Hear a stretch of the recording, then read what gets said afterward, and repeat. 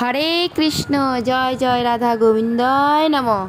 Hello বন্ধুরা, তোমরা সবাই কেমন আছো? আজ একাদশী, হয়তো তোমরাও একাদশী করছো। হ্যাঁ, আমিও একাদশী পালন করছি। আমার অনেক দিন হয়ে গেল একাদশী পালন করা।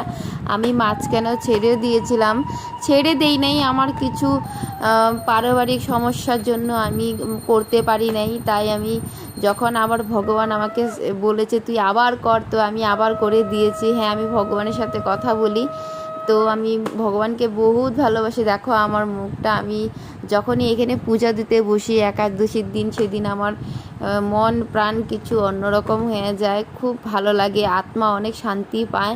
আর আমি গোবিন্দকে, এখানে যত দেবতা আছে সবাইকে স্নান করিয়ে আমি চন্দন দিয়ে তুলসী পাতা দিয়ে চরণে দিয়েছি। আর এখানে এটা ভোগ নিবেদনের জন্য আমি মন্ত্র পড়ে পড়ে দেবো, কেননা আমি তো কিছুই জানি না। আমি এখন